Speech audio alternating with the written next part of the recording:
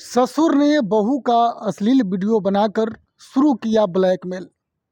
फिर जो हुआ, पूरे गांव की रूह कांप गई।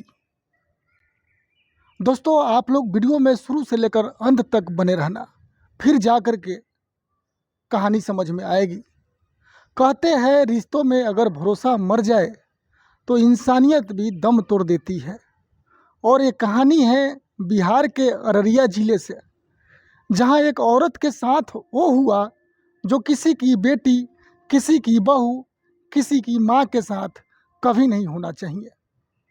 तो दोस्तों, मैं हूं अभय और आप देख रहे हैं क्राइम आप तक। आज की ये सच्ची घटना आपको अंदर तक झकझोर कर रख देगी। दोस्तों, अररिया ज़िले के एक छोटे से गांव में रहने वाली थी। नाम थी दोस्तों उसका नेहा। गरीब घर की सीधी सादी लड़की, जिसे उसकी माँ बाप ने बड़े नाज से पाला था। क्लास 8वीं तक पढ़ी लिखी थी।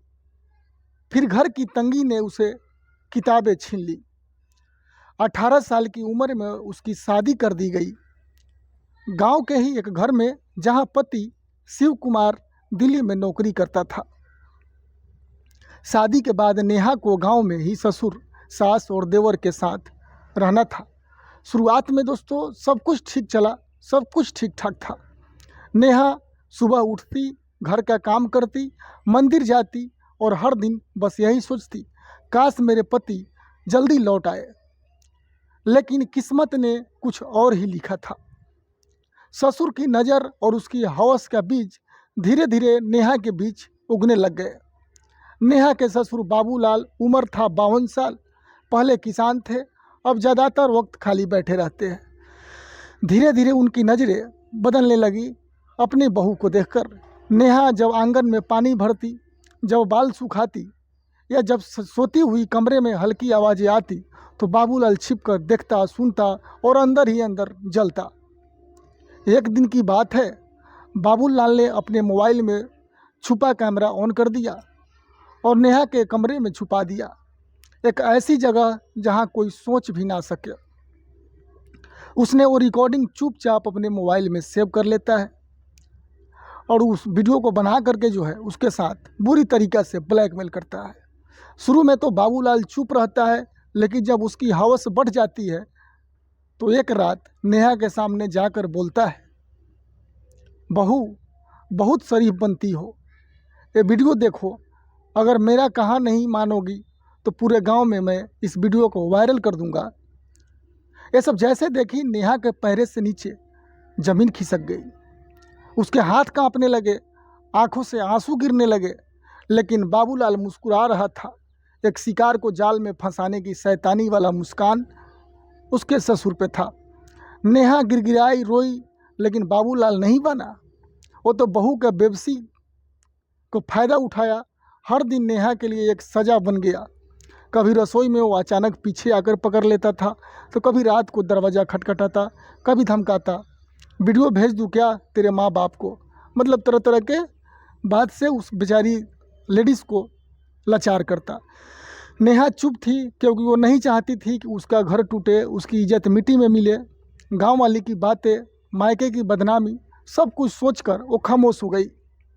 लेकिन अंदर ही अंदर उसने एक औरत से अग्नि बन जाने की ठान ली थी। और आखिरकार बदला और ससुर का अंत बेचारी उस नेहा ने कर ही दिया। एक रात बाबूलाल ने हद पार कर दिया। नेहा को ज़बरदस्ती कमरे में घुसने की कोशिश किया। नेहा ने दरवाज़ा बंद कर लिया, लेकिन अब डर नहीं रही थी। सुबह नेहा सीधा पुलिस स्टेशन गई। अपने मोबाइल में खुद रिकॉर्डिंग कर रखी थी बाबूलाल की बातें, जो बाबूलाल ने धमकाया था और जो सबूत दिखाया था। पुलिस ने बिना देर किए बाबूलाल को पकड़ लिया। बाबूलाल को पकड़ने के बाद गांव में मामा बवाल मच गया। वीडियो की कॉपी जब एसपी ऑफिस तक पहुंचा तो पूरा महकमा दंग रह गया। बाबूलाल पर आईटी एक्ट, ब्लैकमेल, महिला उत्पीड़न और पोस्को एक्ट के तहत मुकदमा दर्ज हुआ। कोर्ट में नेहा ने डंके की चोट पर बयान दिया कि मैं बहू हूँ, पर अब सिर्फ बहू ही नहीं, मैं इंसाफ की आवाज़ हूँ। पूरा गांव जो दोस्तों तालियां बजा उठा। जहाँ पहले लोग चुप थे वही आज नेहा को सलाम कर रहे थे। दोस्तों, नेहा की चालाकी थी कि अपने इज़्ज़त को बचाने का तरीका जो था अपने मोबाइल में रिकॉर्ड किया। तो दोस्तों, आपने सुना कैसे कि बहू ने चुप्पी को तोड़कर वो कर दिखाया जो आज की कई औरत करना चाहती है पर डरती है। आज नेहा अकेली नहीं लड़ी, उसके साथ ही उसकी सच्चाई और उसका हौसला भी लड़ा जो बाबूलाल उसको बुरी तरीक़ा से नोचना चाहता था। तो दोस्तों, मैं हूं अभय और आपने देखा क्राइम आप तक।